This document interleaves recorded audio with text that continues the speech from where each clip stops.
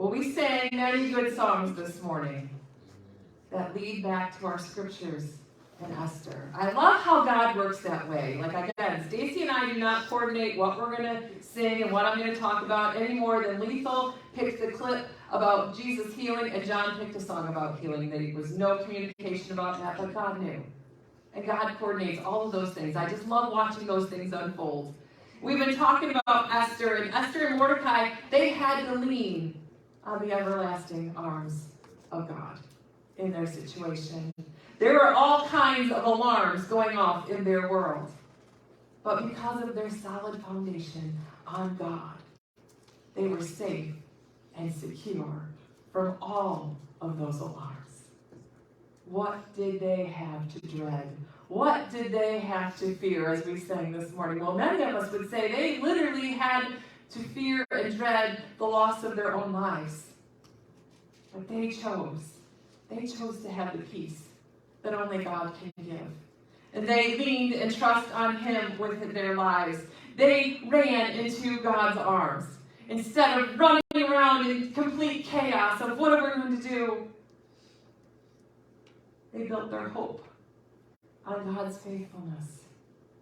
And today we will see that victory was had not just for them personally, but for their nation because of their faith in God. It's time for us to see the same thing. It's time for us to understand how good God is, how God still reigns, how He can use us, sitting here in this room, us listening on Facebook or on our website. Use us to change the unchangeable things in our lives, just like He did in the Persian Empire. When last week ended, Esther was listening to God's instructions, which seemed out of the ordinary. Because I don't know about you, but how many of us, if we knew someone was trying to kill us and our loved ones and everybody that we knew and grew up with, would throw them a dinner party? Not once, but twice. But that's exactly what Esther did. Nothing was something she was going to come up with on her own. That was God's plan. And during the second banquet, the king is going to ask her, what is your request? Up to half the kingdom. And this time, Esther does not hesitate to answer him.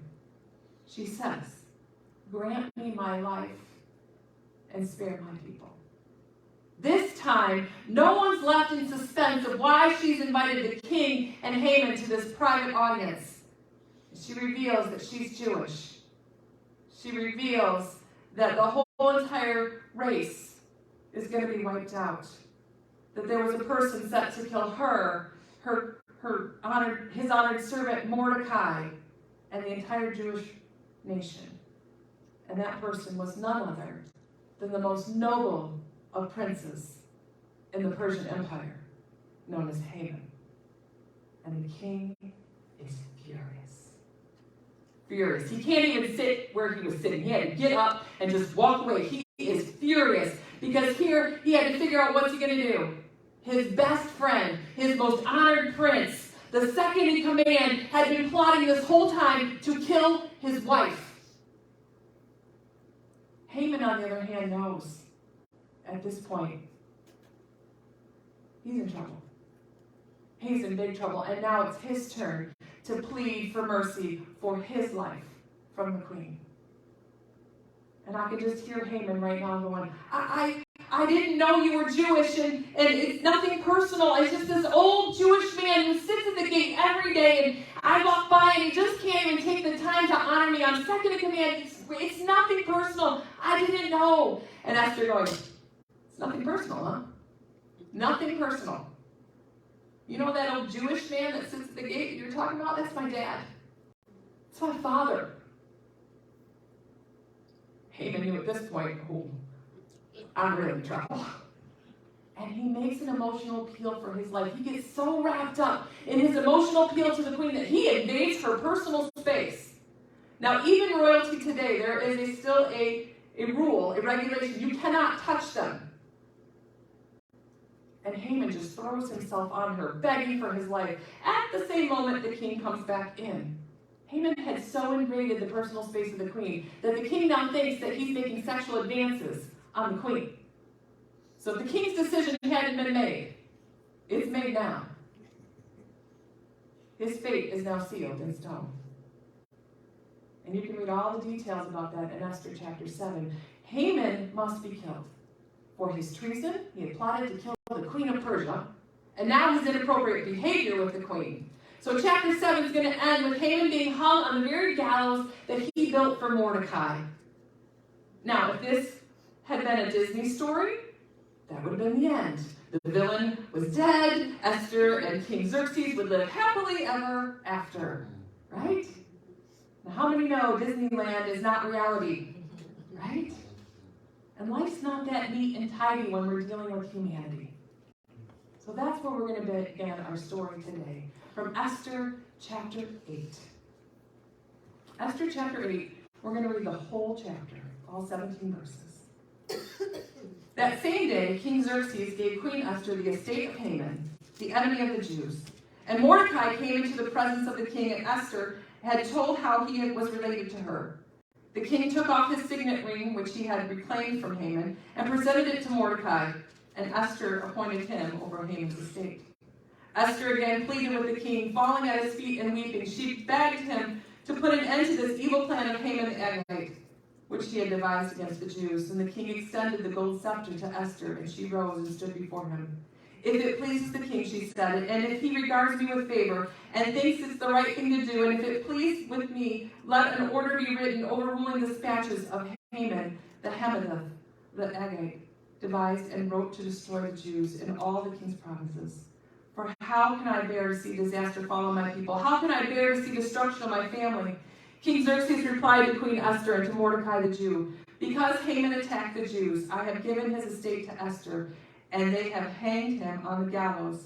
Now, write another decree in the king's name in behalf of the Jews, as it seems best to you, and seal it with the king's signet ring. For no document written in the king's name and sealed with his ring can be revoked.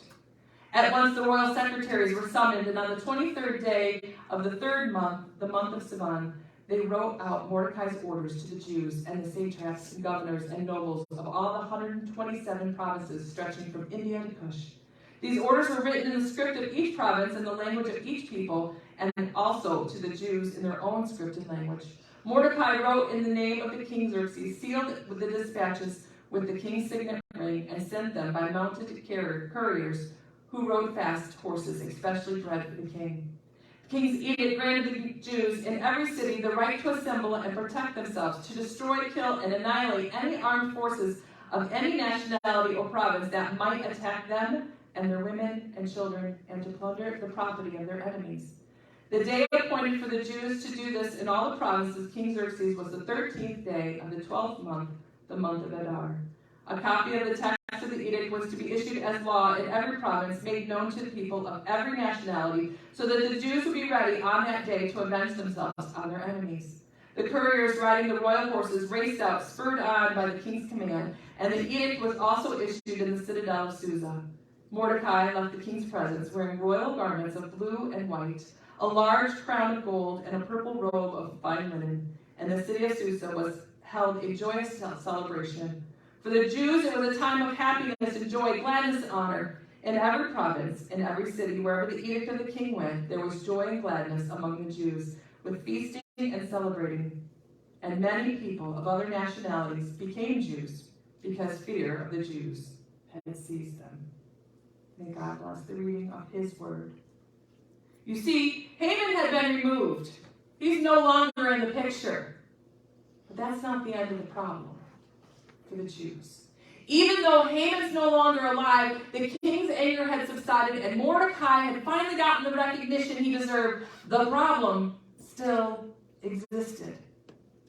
We see the Jews still had a death date, the 13th day of the 12th month of Adar. Haman had tricked the king in giving him that signet ring, and he made the edict to exterminate the Jews, and he sealed it with that ring, making it law. A law that could not be revoked or changed even by the king himself. The empire had been informed, and the motivators to keep all of the plunder from every Jew that you killed was still on the table. Talk about having a problem. President Eisenhower told President Kennedy on his inauguration day, "You will find no easy problem ever comes to the President of the United States. Because if they're easy to solve, somebody has already solved it." Now, I don't know what kind of problems each one of us are facing today, because we're all facing something. And some of us are facing bigger problems than others. But I'm probably safe to say none of us are facing problems that reach the national level. However, I want you to see, just as God can solve this problem, which was both personal and national, God can solve your problems. Anything that you face. But we have to lean not on our own understanding, but on the everlasting arms of God.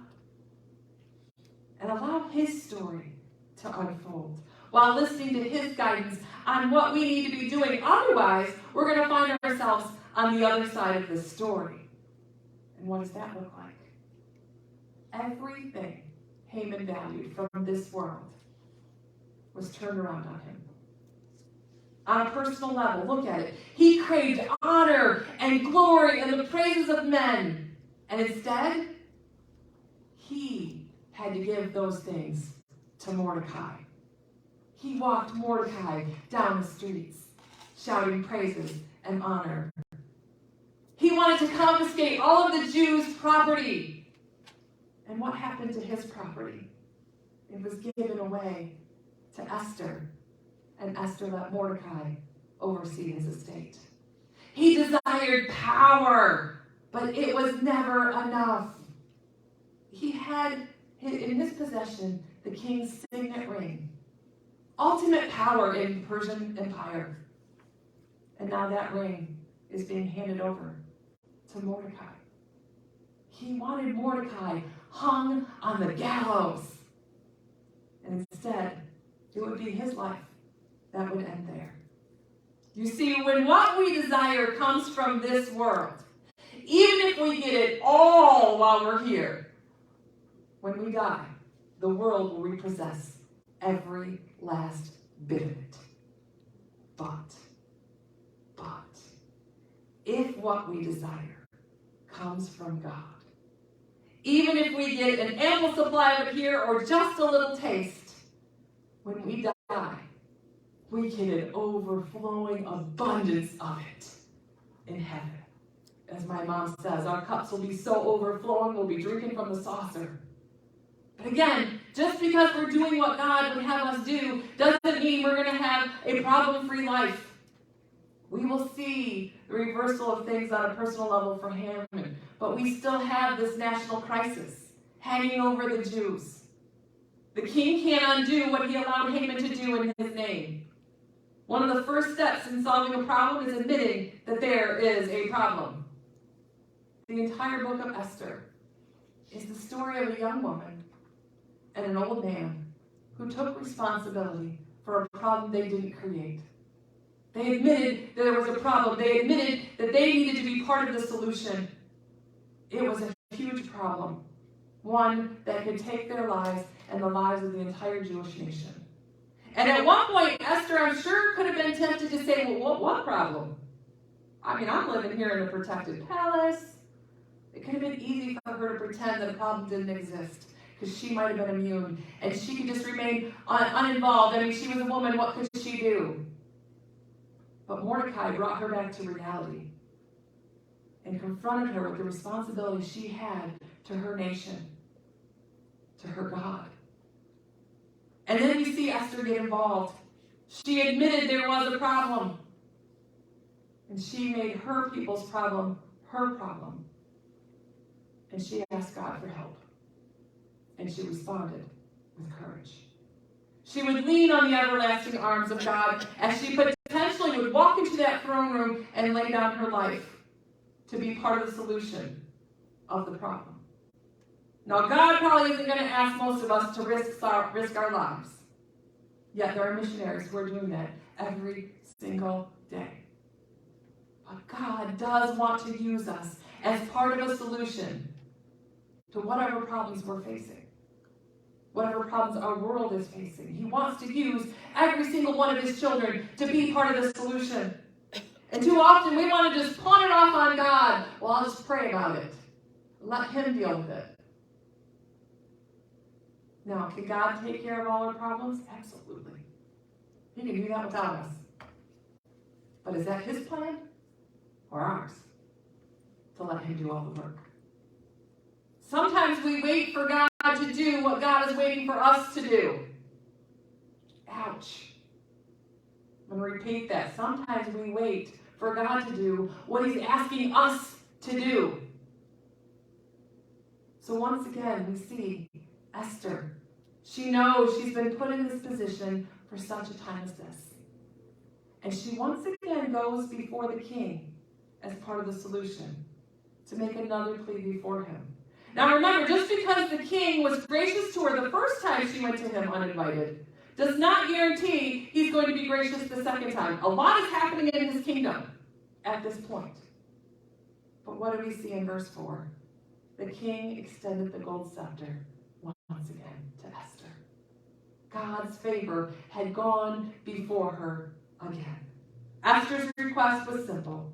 Let a new decree be written to overrule the first decree in order to save her family, her people. You can't change the law, but we can make a new one. The situation would have to change because the law couldn't. And the second decree would give the Jews the right to fight to defend themselves. God was so gracious in the unfolding of his plan to change the unchangeable. While the second edict sounds familiar to the one Haman wrote, there are marked differences. God's plan was not to have this just reckless massacre. Both edicts were written in the script of each of the provinces and languages of the people. But the second one was written in the language and script for the Jews. It says specifically. So all nationalities, everybody now is aware of this second edict. Everybody's been warned. The Jews now have time to prepare. Everyone understood. But notice, I said to defend themselves. This was not to be a rampage like the one Haman envisioned. Notice, they are to only behave the way God would have them behave. Not to recklessly kill people, but to defend themselves. Because just to go out and start massacring the other nationalities is how the world would behave, not God's people. They were only given permission to fight back. Only fight those people who were attacking them, their women, and their children. They would only fight in self-defense. And this right to fight was granted by the king. That's important. It gives the Jews authority and therefore the courage to do what's right. And at this point now is legal. They're not taking things into their own hands. They fight with the authority given by the king. That's the providence of God. He's working to change a situation that seemed unchangeable, and he's doing it through an earthly king who at this point in the story has not consulted God once. And God is still working through him. You think God doesn't see you and your problems that you face? You think nothing can be done to change the path that you're on or the circumstances that you're facing? You think God can't use you to be a key player in being part of the solution? You're wrong. You're wrong. Here's an example of God unfolding his plan for his people, working through the laws of a pagan nation, the Persian Empire. He's working through a pagan king. He's working through an orphan girl, an old man, and an exiled nation. Not my idea of an A-team for Mission Impossible. But with God, nothing is impossible. Jeremiah 32:17. Ah, sovereign Lord, you have made the heavens and the earth by your great power and outstretched arm. Nothing is too difficult for you. And guess what, folks? That part about nothing being too difficult for God, includes using each one of us. Each one of us to change our world, our nation, today. Be responsible for what you can do. God will not call you to do something that He will not equip you to do it. But also, if God's calling you, you better be dependent on Him to get it done. Because you're not going to do it by yourself. But He's calling each one of us to do something. And I think about it, a lot of times we think, well, God can't use me. And there's this cute little thing that says, it's like a guy who complained. I'd like to ask God why He allows poverty and famine and injustice. He could do something about that. And his friend said, well, what's stopping you? Ask Him. He said, well, I'm afraid God's going to ask me the same thing. What's stopping me? The truth is, every problem is going to introduce you to yourself. Did you catch that? Every problem you face is going to introduce you to yourself. It's going to show you how you think.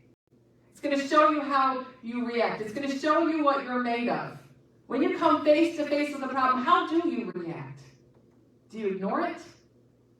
Do you hope it just goes away? Do you feel powerless and just start giving up, playing the victim? Do you roll up your sleeves and take it on? Do you seek God first or bank on that forgiveness later plan? How do you react? Some people think that having faith means we just stand idly by while God solves our problems. Look at Esther and Mordecai. Nothing can be further from the truth. God wants us to have an action faith. A faith that stretches us out of our comfort zones many times. And when the Bible talks about waiting on the Lord, it's not telling us to turn off our brains and walk around like Christian zombies. We're to be rooted in the faith. It means we wait on God's timing and God's power and then do what He's asking us to do. In other words, we do everything we can possibly in our faith. And everything else we leave to God. He's going to help us in our faith, do everything we possibly can do. But sometimes we're going to get to that Red Sea. We can't split it, but we can raise our rod over it. We have to be obedient to whatever it is He's asking us. We can't change the edict, but we can walk in front of the king and say, let's write another one. Let's write a second law. The ability to solve problems comes from experience of facing and overcoming obstacles. Every time you do that, every time you face a problem and you overcome it, you gain a little experience. Will we always succeed? No. I'd like to say yes, but no, we're not always going to succeed. We're human. We make mistakes. Even with the best of intentions, sometimes our best intentions and feeling like we're doing exactly what we should do doesn't succeed. However, if you never try, you will never succeed. And if you quit the first time you fail, you will never succeed. The difference between successful people and unsuccessful people is that when they fail, they learn from that and try again. Thomas Edison once responded to a question about his failures with this quote, I have not failed 10,000 times. I have successfully found 10,000 ways that don't work. God can turn failures into victory. He can turn heartache into joy. He can turn doubt into faith. And He can turn problems into solutions.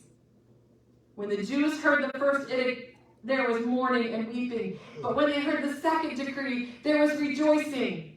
Mordecai went from wearing sackcloth and ashes to royal garments and a crown of gold. Esther went from fearing the loss of her own life to saving the lives of millions. She went from orphaned to not owning literally anything to now having Haman's wealthy estate. These were not things that they were seeking after, but they were blessed by the grace of God. God gives grace, and He lifts the humble. I also want you to notice that when God accomplishes the great reversal for His people, He doesn't just hit the reset button And everyone goes back to pre-Haman times. God lifted Esther and Mordecai up to greater heights than they had been. Esther now owned Haman's estate, which was a huge thing for a woman in those times. And Mordecai now has possession of the king's signet ring and his trust. They both were holding the highest positions in the empire just below the king. But that's not why they obeyed. Mordecai would be honored with the royal position too. And I'm sure Esther never thought, if I'm obedient, I can get Mordecai moved up in the ranks. That was never her thought. More importantly, because they trusted God, King Xerxes now has been influenced. He's seeing and appreciating God's people and God. He's watching it unfold through their faith. And the pagan nation begins to see that the God of Israel is real.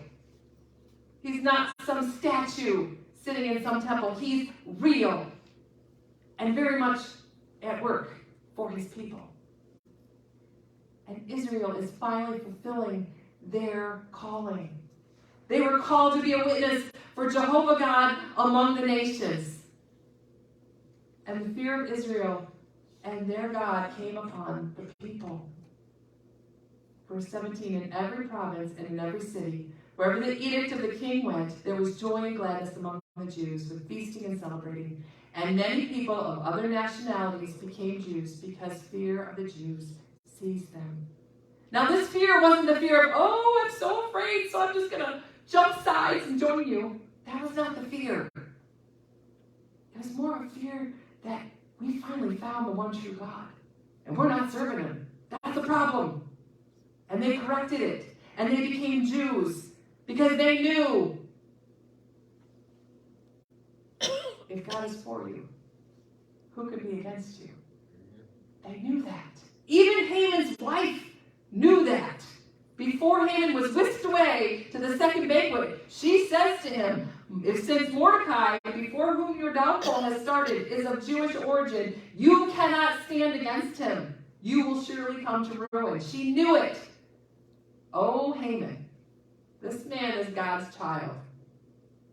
She didn't say that because he was Jewish. Oh, you're in trouble because he's Jewish. No, she knew that Mordecai was the son and child of God. Sons and daughters, we are protected as God's children. Not physically all the time, but our souls. And those who are trying to gain our souls, to take them out of this world, can't. They're protected by God. Mordecai was living the life of faith. And Haman's wife knew it. But it was too late for Haman. God had turned the tables against evil and brought hope and deliverance. Jesus Christ did the same thing. I want you to see his story in Esther's story because it's that red thread that runs through the whole entire Bible. Jesus Christ did the same thing when he came and died for your salvation. God did a great reversal for us too. We were heading for death and destruction because of our own sin, and God stepped down from heaven to save us. He didn't change the law of sin and death. He didn't ignore it. He didn't pretend it's not there. He didn't even set our sins aside like they didn't happen. God sent his son and introduced a new law, a second law, a law that would enable us to overcome the first law and find freedom and deliverance. Romans 8, verses 1 through 4. Therefore, there is now no condemnation for those who are in Christ Jesus. Because through Christ Jesus, the law of the Spirit of life set me free from the law of sin and death. For what the law was powerless to do, in that it was weakened by the sinful nature, God sent his own Son in the likeness of sinful man to be a sin offering. And so he condemned sin in sinful men in order that the righteous requirements of the law might be fully met in us, who did not live according to the sinful nature, but according to the Spirit. God didn't nullify the first law. It has to stand. But through Jesus, he introduced a new law, a spirit of life that would set us free from that law of sin and death. And instead of facing certain death and eternal separation from God, we are delivered. We're given hope of eternal life with God. And so like the Jewish remnant, we celebrate with joy. It's a time of happiness and joy and gladness and honor. There is always hope in God. No matter how bad things look, God can change what we think is unchangeable in our lives. If we look and trust Him, He will show us the way. His way, not our way. His way. Our God can change the unchangeable. The great thing about God is when He solves a problem, He wants to use us. Each one of us be part of the solution. Are we ready? Stand with me as we close.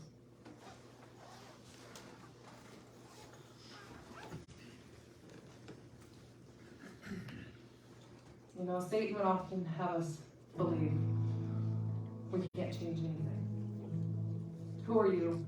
You're just some person who lives in a little town in Kalkaska, Michigan. Or Alden, or Manson, or wherever you're from. You're a child of the King. The King of Kings. And your Father can do the impossible. You know, so many of us, we know He can, but we doubt He will. It's time that changes. Right now. Are your hearts open today to allow Him to use you in your world? God is always working. He's helping, He's directing, He's guiding. But it's going to take us actively taking those steps of faith like Esther and Mordecai. God sent His Son into this world not to condemn it, but to save it through Him. But in order for that to apply to you and your family and your community and your nation, you too must take the steps of faith and lean on the everlasting promise of God. So as we go to prayer today, I want you to ask God, what would you have me do today? What can I do today? Who can I pray for? Who can I call? Who can I talk to? What in my life needs to change so that you can use me? Just ask Him. He's sitting in the throne room of grace saying, I'm listening. I'll listen to every word you ask of me. And then listen for His answer. Let's go to prayer.